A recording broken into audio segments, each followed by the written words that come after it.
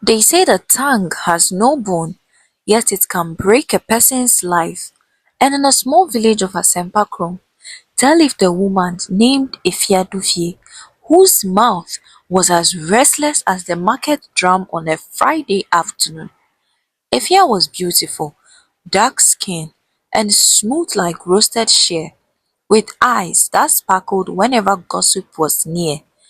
If a husband and a wife fought in the night, by morning Efua had the full story, and by noon the entire village knew. She was the kind who would say, "Hey, I'm not the one saying it's true, oh, but that is what I heard." And once she said that, the damage was done. At first, people laughed. They said, "Oh, that's just Efia being Efia."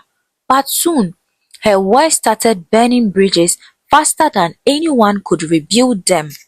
One day, Efia visited her best friend Esi, who confided in her that her husband had lost his job.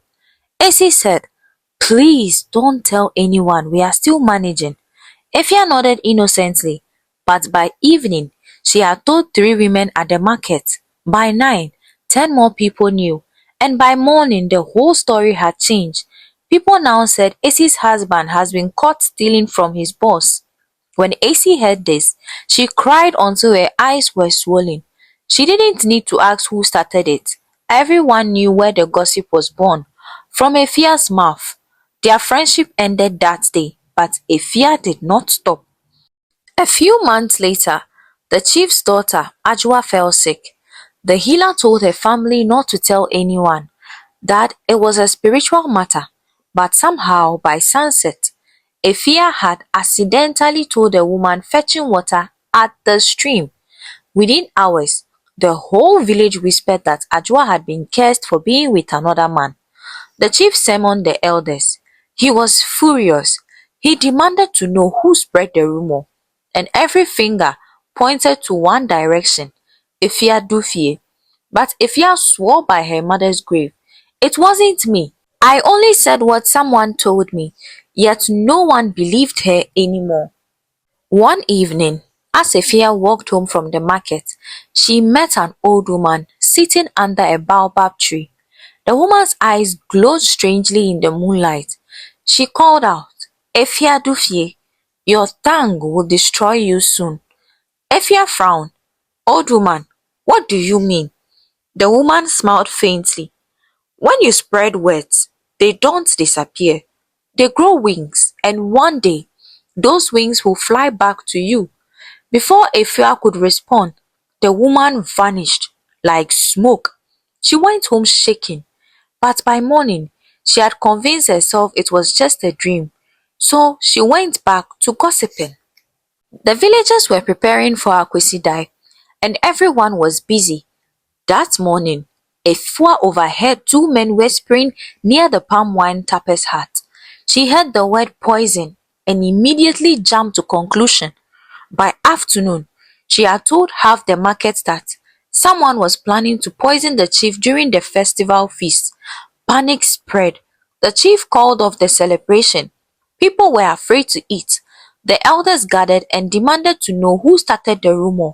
Once again, all roads led to Efia. She tried to deny it, but this time the damage was too big. That night, the elder decided to perform a ritual to find the source of the lie.